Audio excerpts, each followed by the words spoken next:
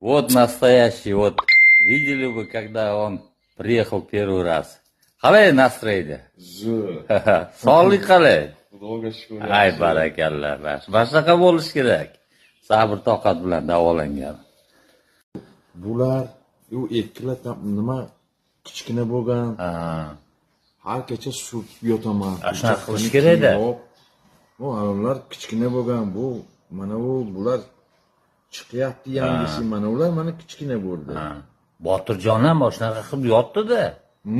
Shundan keyin o'zgarish hozir aytamiz keladi. Ha.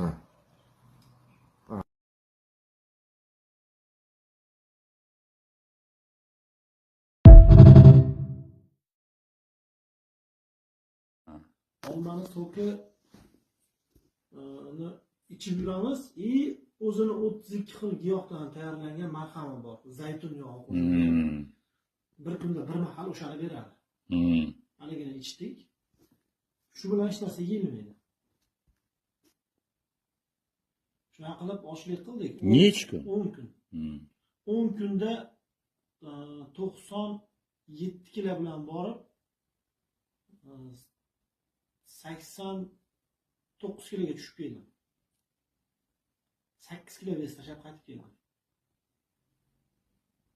Qornim yo'qolib, ozib, chiroyli bo'lib keldim.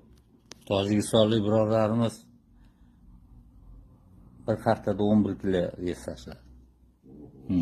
Hozir yosh boladek chiroyli bo'lib qoldi. Kelganda baba edi. Hozir mana shu oldinda yuribdi. O'zgarish nimasi? Harakatlarim ancha yengil bo'lib, endi hozir yana 92 kilo, 93 kiloga qaytib qoldim. Lekin ana shu qaytarmaslikka harakat qilyapman. Ibn Sinodan so'rashdi-da, kasallik nimadan chiqadi desa, badnafslikdan debdi.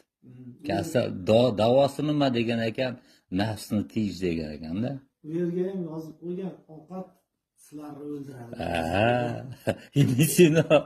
Ibn Sino aytdi-da, sen nima yeganingni aytgin, men senga kasallikni aytib beraman degan ekanda. Nima aytdi? Yeyish kerak. Uni o'sha qoidasi bo'yicha yarim 30% ovqat, oshqozonni 30% havo, 30% keyin anchadan keyin ichimlik deganda. Ayronmi, sutmi, kompotmi, choymi ichsa o'chaverasiz nima bo'lsa.